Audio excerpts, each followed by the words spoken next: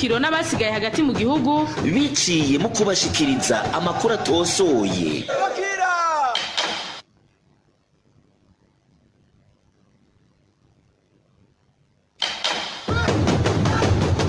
Humura Burundi est un magazine qui sert de pont entre les Burundais en exil et ceux restés au pays à travers des informations bien fouillées concernant tous les domaines de la vie du pays. Le magazine Humura Burundi est diffusé sur le web via le site de la RPA www.rpa.bi. Humura Burundi. Bonsoir amis fidèles de la RPA, bienvenue au magazine Humura Burundi de ce mercredi 24 avril 2019. Donc voici les principales articulations. La sécurité est très bonne dans toute la commune Butihinda, c'est du moins les propos tenus ce mercredi par l'administrateur de la dite commune, au moment où les membres du CNL enterré deux des leurs sauvagement assassinés par les Imbonerakure du parti au pouvoir, le CNDD-FDD, l'autre ayant été enterré mardi de cette même semaine. Ceux qui continuent à percevoir les contributions des élections de 2020 le font pour leur propre compte et non celui du pays.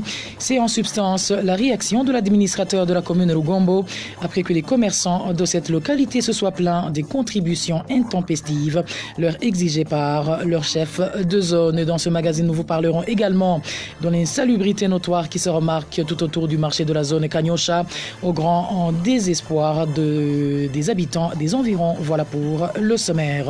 À la présentation de ce magazine, vous êtes avec José Mozaneza. La mise en onde est assurée par Steve Nyongeko. Dans quelques poussières de secondes, le développement de ces titres.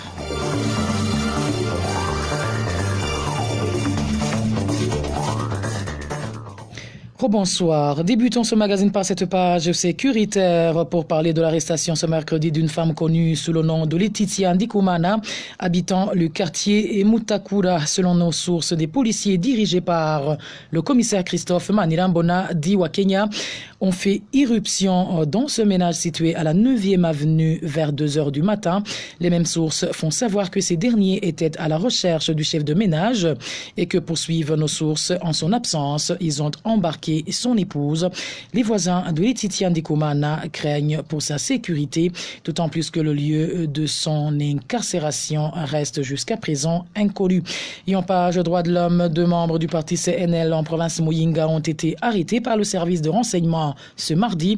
Le responsable du CNL, Butihinda, son ami ont été arrêtés au cours des cérémonies d'inhumation d'un membre de ce parti, assassiné par les Imbonerakure lundi dernier. Leur chef d'accusation serait d'être les promoteurs des bagarres qui se sont produites dimanche sur la colline Rukira de la commune Butihinda. Le point avec Innocent Valentin Singirangabo.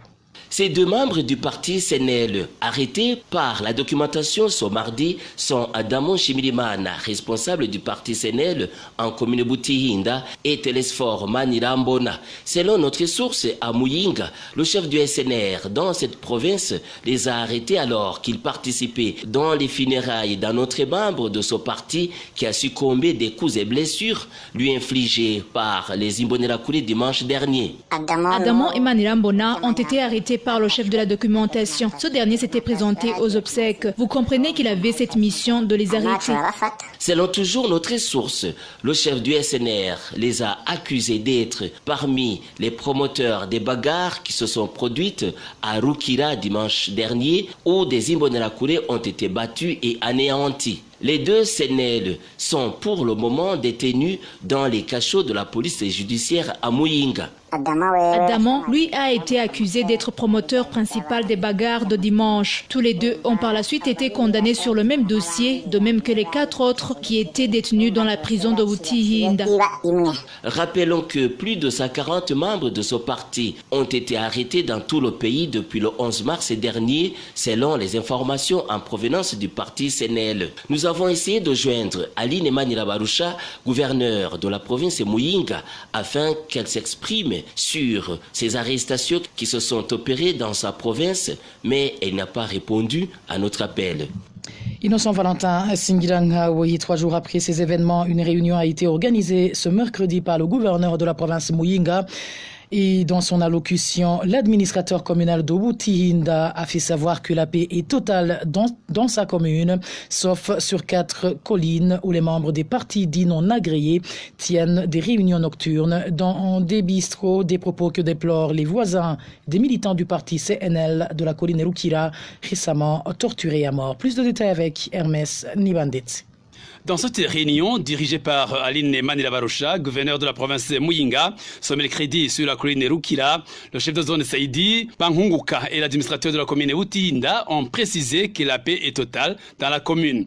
Toutefois, l'administrateur Innocent Haringanji a signalé que sur 4 collines, à savoir Rukila, Maramvia, Kibande et Rshombo, ils sont signalés des réunions nocturnes tenues dans des bistrots par les membres des partis non reconnus par la loi. Le gouverneur Aline Manilabarosha a quant à elle ordonné d'appréhender ces gens et de les traduire devant la justice. De surcroît, a-t-elle poursuivi, une police chargée de les chasser va être mise en place. Jérôme Nivogola, commissaire provincial de la police à Muyinga et le commandant de la 3e région militaire ont à leur tour juré haut et fort qu'ils vont traquer ceux-là qui organisent ces réunions nocturnes. Des propos qui ont créé une peur panique au sein de la population de Butihinda, surtout ceux qui venaient de perdre les leurs après avoir été tabassés par les Imbonerakure, une population qui s'attendait plutôt au message d'apaisement. Nous avons été déçus. Nous nous attendions à un discours d'hommage et d'apaisement pour nos frères qui ont été torturés et pour les pertes de vies humaines enregistrées. Mais ils sont venus pour nous intimider. Rien n'a été prononcé en faveur des nôtres. Ils ont tout simplement accusé gratuitement les gens de tenir des réunions nocturnes dans des bistrots. Pour rappel, 3 membres du parti CNL de la colline Rukila ont perdu leur vie suite aux coups et blessures leur infligés par les Imbonerakure, dirigés par Shaban Nimouona, responsable provincial de la Ligue des jeunes affilié au parti présidentiel à Muyinga, ainsi que Saïdi Banghunguka, chef de la zone Butihinda. Hermès Nibandetsi, à propos de cette intolérance politique, seule la communauté internationale peut influencer et ramener le gouvernement à arrêter les assassinats en cours dans le pays et punir les Imbonerakure cités dans ces bavures. C'est du moins les propos du président de la Ligue ITK en réaction à la mort des 3 membres du parti CNL, morts survenus suite aux coups et blessures leur infligés par des Imbonerakure à Butihinda. Selon Ancher Nikoyagidze, le gouvernement devrait sécuriser toute la population au lieu de protéger et encadrer les Imbonerakure qui éliminent les opposants suivis. On devrait crier pour que le gouvernement puisse finir ces jeunes Imbonerakure qui ont fait ces actes ignobles, mais on trouve qu'ils sont en mèche avec le pouvoir en place.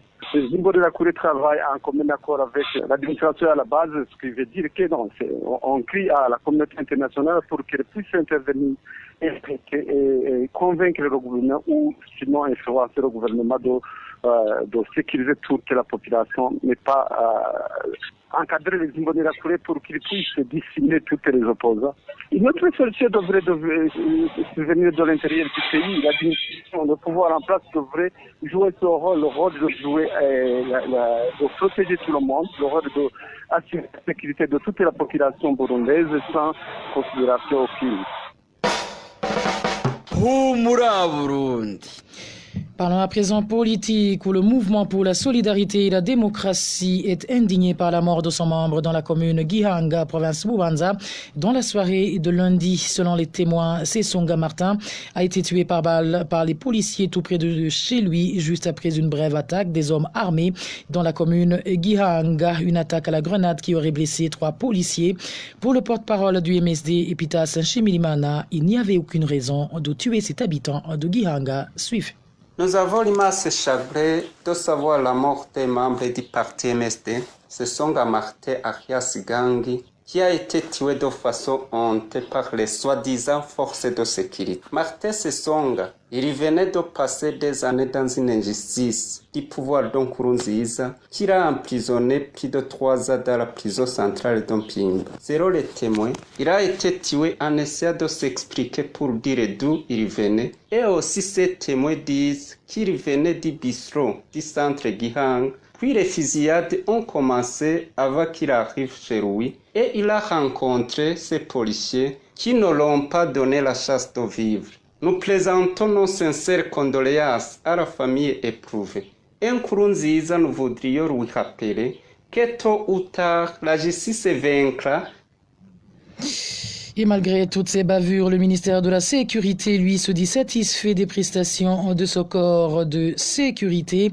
Pour le ministre Alain-Guillaume Bunyoni, le travail accompli par les policiers dans leur mission d'assurer la sécurité est louable. Dans une réunion tenue à l'intention des responsables de la police de la région centre-est ce mardi dans la province Karoussi, Alain-Guillaume Bunyoni a invité les policiers à mieux se préparer pour les élections de 2020. Suivez Alain-Guillaume Bunyoni, le ministre de la Sécurité publique. Il est repris en français par notre confrère Vicky Chris Nineritse. On a constaté que la mission a été bien accomplie. Un pas a été affranchi en matière de sécurité. On a lutté contre les différents crimes et différentes catastrophes ou encore intervenu lors des incendies et catastrophes. Cette mission a été accomplie d'une manière satisfaisante. Nous avons eu l'occasion d'analyser ensemble comment organiser d'autres missions. À part notre mission d'assurer quotidiennement la sécurité, nous avons le devoir de bien nous préparer pour les élections de 2020. Pour cela, les formations sont déjà en cours. Tout ce qui concourt à assurer la sécurité sera bientôt disponible, dont les connaissances, les techniques et le matériel.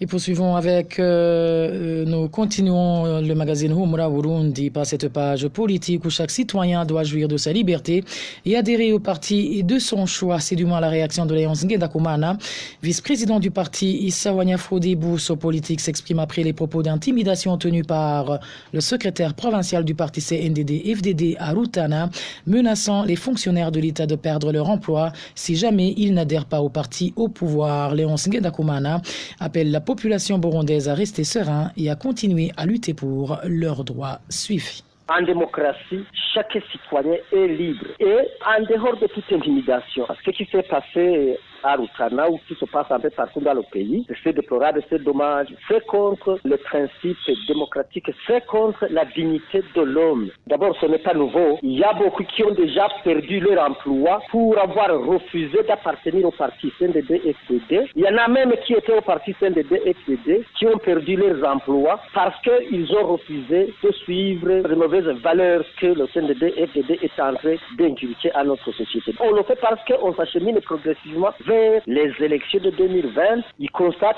qu'ils n'ont pas suffisamment d'assises pour gagner ces élections et ils doivent faire recours à tous les moyens, à toutes les formes de violence pour que les Burundais aient peur et donnent l'impression d'appartenir à leur parti. C'est pour formaliser. Le CNDD-FDD veut devenir un parti État. C'est pourquoi il y a cet usage des moyens de l'État pour essayer de maltraiter les citoyens afin qu'ils se soumettent à une poignée de gens qui veulent imposer les pratiques de mauvaise gestion des affaires de l'État. Alors, selon vous, que devraient faire les Burundais face à cette situation? C'est de s'inscrire dans la logique de l'instauration d'un État de droit dans ce pays, d'un État démocratique, faire du Burundi une nation digne qui met l'homme au centre des préoccupations par rapport à ses besoins actuels et par rapport à ses besoins futurs. Si les gens ne se mettent pas ensemble, des pratiques comme celles-là vont se consolider et la pauvreté, la misère, le chômage vont s'aggraver et adieu la nation burundaise. Humura Burundi. Le magazine est toujours à Humura Burundi pour ceux qui viennent de nous capter. Je vous rappelle que vous pouvez retrouver ce magazine sur nos différents comptes, que ce soit sur le site de la RPA, le www.rpa.bi, ou sur YouTube, Twitter et SoundCloud. Parlons à présent gouvernance, où une somme de 10 000 francs burundais est exigée à tout propriétaire de kiosque implanté au marché dit Kukiveni ici en guise de contribution aux élections de 2020. Une mesure prise par le chef de zone Chibitoke de la commune Rugombo. Révoltés, les propriétaires demandent aux autorités habilitées d'annuler cette mesure. Plus de détails avec Jean-Pierre Nifachic. Il y a 56 kiosques dans ce petit marché situé dans une localité communément appelée Kukivenissi, entre le secteur de Chibitoke et Busiga de la zone Chibitoke, commune Rugombo en province de Chibitoke. Les propriétaires des kiosques ont reçu l'ordre de la part du chef de zone Antoine Mbonima de contribuer chacun une somme de 10 000 francs burundais pour les élections de 2020. Ces commerçants déplorent le fait qu'ils sont obligés de donner des contributions intempestives sans consentement. Ils ont expliqué que cet argent est une contribution pour les élections. Ils collectent une somme de 10 000 francs burundais sur chaque kiosque ici au marché. Ils collectent aussi quotidiennement une somme de 200 francs burundais comme taxe communale et une somme de 20 000 francs burundais par an. Il fallait d'abord une sensibilisation au lieu de nous exiger des contributions pour les élections de 2020. Un autre problème, selon ces commerçants, c'est que les collecteurs de cet argent ne donnent jamais de quittance. Pas de quittance pour ces contributions pour les élections et celles des communes collectées quotidiennement. Nous demandons aux autorités administratives de cesser de nous exiger des contributions incessantes. Une seule personne ne peut pas contribuer deux fois. Ils nous exigent aussi de contribuer une somme de 2 000 francs burundais par ménage pour ces mêmes élections de 2020. Il faut que le gouvernement intervienne pour arrêter ces collectes. Béatrice Kaderi, administrateur de la commune Rugombo, est surprise d'entendre qu'il y a encore des contributions. Selon elle, la collecte a été clôturée. Ils mentent. Ils ont déjà collecté toute la somme qu'on devait collecter. La collecte a pris fin il y a quelques jours. Il n'y a aucune collecte en cours pour le moment, mais nous sommes en train de recouvrer l'argent collecté auprès des administratifs. Il y a des administratifs qui ne nous ont pas encore fait parvenir l'argent collecté. Merci à toi Jean-Pierre Nifashidji. Avant de clore ce magazine Parlons Société, où le voisinage du marché de la zone Kanyosha dans la municipalité de Bujumbura se plaint de l'insalubrité notoire à laquelle il fait face, de l'insalubrité causée surtout par les vendeurs de vivres, fruits et légumes. Ce qui révolte le plus les habitants des ménages proches de ce marché est que l'inertie est plutôt l'inertie de l'administration et des services de l'hygiène face à cette situation. C'est un reportage signé Balthazar Mibour. Les habitants des alentours de ce marché indiquent qu'ils sont gênés et menacés par des mouches et des odeurs nauséabondes. Dans cet endroit où on vend des fruits et des légumes, il n'y a pas un lieu réservé aux déchets. L'un des habitants de cette localité témoigne. Des mouches sont très nombreuses. Il y a de l'insalubrité dans cet endroit ainsi que de mauvaises odeurs. C'est regrettable pour nous qui habitons tout près de ce marché. Ces odeurs arrivent même dans nos maisons. Des gens se soulagent aussi à cet endroit. Les habitants demandent aux administratifs de ne pas négliger ce problème d'insalubrité qui est une menace pour leur santé. Ce qui est triste, les commerçants qui y travaillent sont en position de force. Il s'agit notamment des femmes dont leurs maris sont très influents au sein du parti au pouvoir, le CNDD-FDD. Même si on n'a pas encore enregistré des épidémies comme le choléra et la dysenterie, nous vivons dans des conditions déplorables. Contacté par téléphone, Daniel Kaboura, administrateur de la commune Mouha, nous a accroché au nez juste après une brève présentation. Et voilà, c'est par cette interview de Balthazar Miburo que nous mettons fin au magazine Humura Burundi de ce mercredi 24 avril 2019 plutôt. Merci à vous tous qui nous avez tenu compagnie. Merci à toute l'équipe rédactionnelle qui m'a aidé à collecter toutes ces informations. Merci à MS Steve Niungeko qui ont assuré la mise en onde, sans oublier Madame Inès Gakiza qui nous a aidé pour vous faire parvenir ces images. À la présentation, vous étiez avec Josiane Mouzaneza. Excellente soirée chez vous.